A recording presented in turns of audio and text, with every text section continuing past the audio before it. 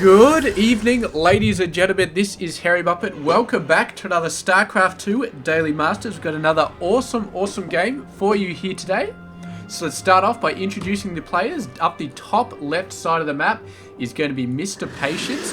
He is the red Protoss player. He is from South Korea, plays for the Alien Invasion team, and he's currently building a gateway, which is probably a good idea at the start of the game. Down the bottom right, his opponent, Mr. MMA, who's just got one of the most impressive profile pictures I've ever seen.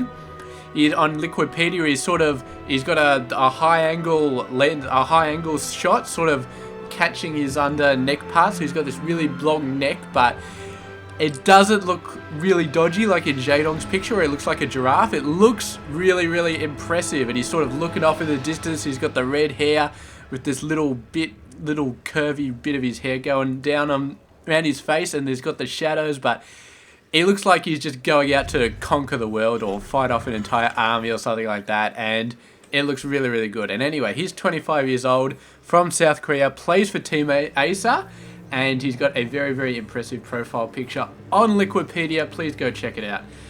So yes, not much going on in this game so far, except for all the stuff that I missed while I was talking about how good MMA looks. He's got a command center going down, which is pretty neat. And Mr. Patience does not have one, but he does have a gas, he does have a cyber core, and he's only got a second gas, so probably not going to be going for, maybe he will go for a Stargate. He's got a decent amount of gas.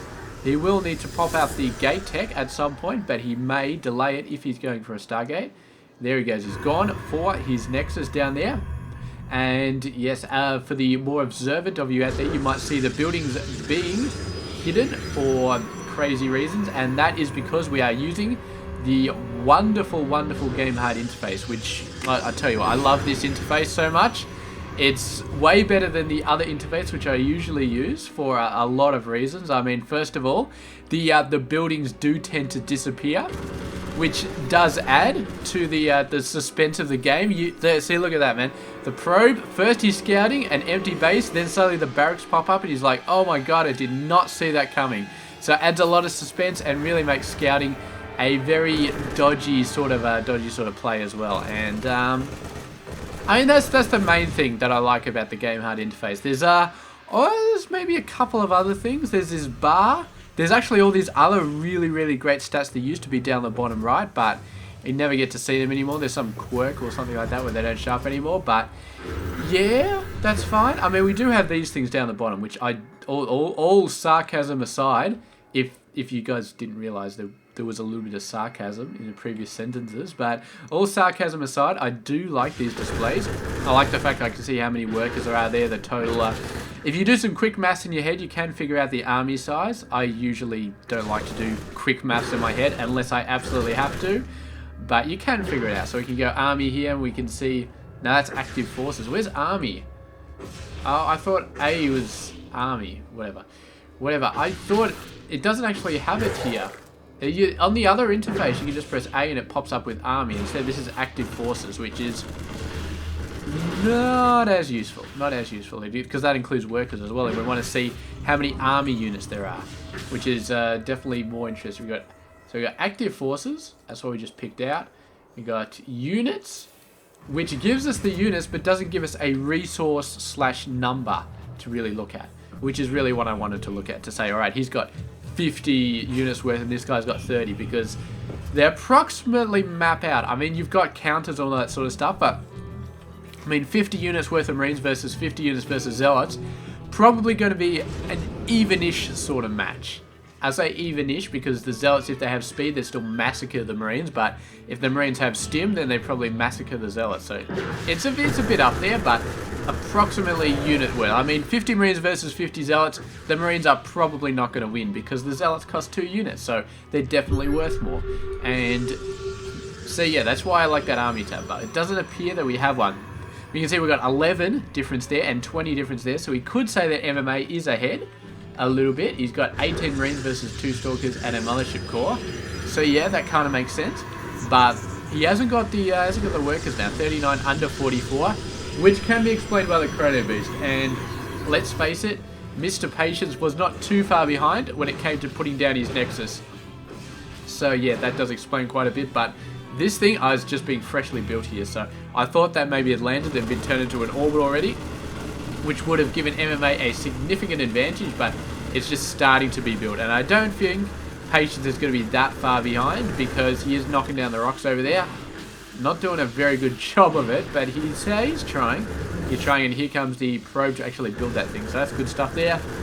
And the epic battle of the Marines versus the Rocks. You can see the Marines have already taken some damage. The Rock is not a weak opponent at all. It can fight back, but it only fights back when the replay is not focused on it. So I apologize there. I would have liked to have seen the Rocks hitting those Marines, but because of the way that the Rocks fight, it is actually impossible to catch it on camera. So I do apologize for that, but we can definitely see the wounds that the Marines have taken, and some of them are near death. And in fact, if we look at the...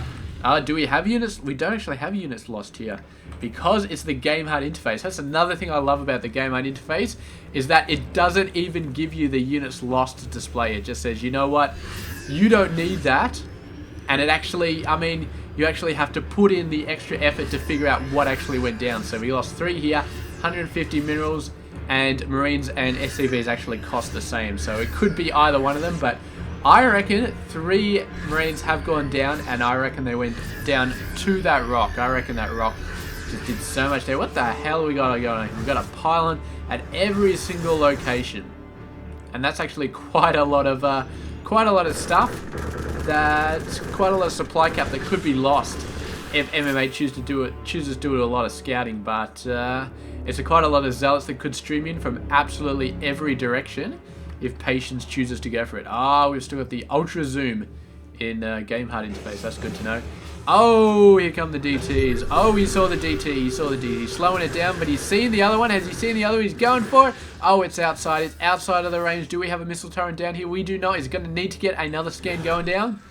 He knows approximately where it is. He's got a pretty good idea. The missile turret is coming up. He's just trying to buy time. He's throwing his forces at the Dark Templar. I'm not sure if that's a great thing to do, but he's pulling it away from the SCV and building the missile turret, and that's definitely a good idea. The missile turret does go up. DT gets a few kills and then goes down. Meanwhile, there's a DT coming down. No forces there. They're just showing up now. Missile turret is up, and for now, the DT aggression has been knocked back. We've also got a very, very nice drop, which apparently didn't actually go anywhere near an enemy base. They just dropped on the cliff opposite the base, because, hey, who wants to actually fly into an enemy base? I mean, it's dangerous in there. There's stalkers, there's zealots, there's all sorts of nasty things which want to kill you. So if you're going to do a drop, but you want to play it safe, then just drop at a cliff way far away from your opponent's base and just say, you know what? Yeah, we tried, but they had like 10 motherships there and 50 carriers and 10 million Tempest, and it was just a suicide mission. So we decided to preserve our own lives for the, for the overall game. It was a tactical decision on our part. And the commander's like, you are so full of shit, dude. But what's he gonna do? Send him out another drop? I mean, you never know. I mean, it's the radios on these medevacs, they're just so twitchy all of the time, man. I mean, sometimes they work, but the closer they get to the enemy, the more fidgety the radio becomes. And when the commander says, look, you know what, I don't care, just get in there and land. I don't care how many stalkers there are. Sometimes it just doesn't make it through, and all you hear is just static on the other end of the line. And it's I tell you what, man, they've been working on a fix for that for so many years, all the way since the start of Wings of Liberty, man. I mean, they got the speed boost working, but they didn't get the radio fixed. So yeah, search me, man. It doesn't make any sense at all. But I mean, you deal with the tools you've given. I mean, that's basically it. So here we go. The Vikings, man, the Vikings have a much better radio, man. They've got a much more improved radio. I mean, you tell them to go in the middle of an enemy army and land when all the enemy has is immortals, they will do it. They will not think twice. They will land immediately because their radio is working properly. And they're, well, I don't know, maybe, yeah, I don't know. Maybe they're just not as smart as medevacs. Maybe. Although medevac is technically a vehicle, so a medevac pilot, maybe? Oh, look at that snap. You thought you had that blocked off, but you didn't. No, and now the Marauders blocking all the other Marauders getting in there. Oh, the Zealots doing a very, very good job of knocking a couple of SCVs down. Geez, there's stuff all over the place, man. There's a Warp Prism coming in here. Probably gonna, yeah, drop in a couple of Zealots. And kind of High Templar in there. That's good stuff. Do we have Storm? No, no Storm. It's being researched, though. Here go the Vikings. There we go. They couldn't get the dropships to come in, so they thought they'd get the Vikings to come in. Manages to do a perfect scan. Maybe scanning for observers over there, but a bit of a waste there. Didn't see anything. And the Marines just early drop there. They weren't meant to drop at that point, but they decided to drop early. And the Immortals like, this is such bullshit, man. Look how big my cannons are. Look how big my shield is. How am I getting killed by these bloody Marines? And the Marines like, yeah, that's it. We killed an Immortal. We killed a Pylon. Can we go home now? We don't want to go for the rest of the drop. We just want to go home. Yes, and that was a good decision to go home because the rest of the army was on the way there. So let's get a little bit more serious at this point because we've been way too funny, or we haven't been focusing on the game at all, which is not good. So we've got 3-3 coming up for Mr. Terran player, Mr. MMA. Patience has got 2-1 and he's got level 2 weapons on the way. So definitely MMA with the advantage on that side. And MMA with the army advantage as well, but not with the worker advantage. Patience definitely been pushing out. He's getting a 4th base at the moment. He's got 3 bases already. MMA does have 3 bases with a 4th base coming out now. So he's a little bit behind. Not too far behind. He is behind on the worker numbers though. The army size though is looking very, very nice. What do we got in terms of units? We got 3 Colossus versus 11 Vikings. So no problems there from Mr. MMA. He's getting a little bit flanked here. And the Vikings got to make sure they do not get sniped by that stuff, but they are pretty okay here. The Factory of Indestructible Awesomeness is on its way across the field, looking to do a fair bit of scouting and, I don't know, maybe just annoyance. I mean, literally, this guy should be able to fly into the side of Colossus, sorry, and just sort of knock him over. I mean, it's like swinging a big hammer. It's a really slow hammer, but I mean, just run it into the side of a Colossus and just sort of knock it sideways. I mean, look at these guys. He's got 4 spindly little legs. You hit him just a little bit and it's going to be hard for them to regain their balance. I mean, I don't know if they can actually do that. Like, you push them over and it depends on their balancing. I don't know how good Protoss, if they got like gyroscopes or something like that, if they got good balancing techniques where it can actually regain itself. I mean, like War of the Worlds, the tripods, I don't think they did a very good job of rebalancing themselves. I mean, nobody ever hit them really hard in the side, but they didn't do a really good job of balancing themselves. I think they fell over pretty easily. Oh, the Ghost getting in there. What the hell are they going in so far? I think they're chasing the High Templars. Taking a lot of damage. There's so much Ghost just going down right there. Where's my follow mode? I need my follow mode. There we go. Vikings going in. Doing a great job there of getting stormed, but also killing the Colossus. Both Colossus do go down. It's a great, great day for Mr. MMA. Both the Colossus going down. A bunch of Zealots warping in, but he's got more than enough Marauders to take care of them. I do think. Storm's starting to come down, though, and this could be a turning point. Now, Mr. Patience right up against the wall. He's lost all of his ground units again. He did some beautiful storms, but in the end, there was just too many Marauders, and the Colossus just went down too fast. I mean, those Vikings just absolutely annihilated them. Really, really hit them hard. So, it's a bit unfortunate, but yeah, I mean, these things do happen. As we said before, MMA had the upgrade advantage for so long. If we have a look, he was almost on the verge of getting 3-3. He won without it, but he was just about to get it, and that would have been really good. Patience was just about to get 3 armor as well, which is pretty good, yeah. But MMA, man, he's just doing so much. And he had the Ghosts out there. The Ghosts were doing a great job. I mean, we didn't see that many storms, actually, in the early part of that battle. I don't think I saw many. I assume that MMA just took care of all the High Templars. I think that's probably what he did do. So let's slow this down a little bit here, right here. I'll speed it up a little bit. I want to see where all... Let's look at the units. All right, so we've got 3 High Templar. There we go. High Templar, beautiful, beautiful. There we go. So EMP's going down on the High Templar. There's 1 left. He's just built like 9 more, actually. Wow, what are we doing? Sorry. All right, so we've got 10 High Templar. 10 High Templar right here. Where are they all? back here somewhere would be my guess. Is he going to be able to deal with them? Where are the High Templar? Alright, pause. Alright, we're going to get back to it. Alright, so where's the High Templar? We got... they're all over the place. Look at the mini-map down the bottom. They're basically at every single base. So, where are these guys going? Let's have a look. Alright, so we're slowed down. So let's pause it. Let's have a look at these two. They do storm on the Vikings.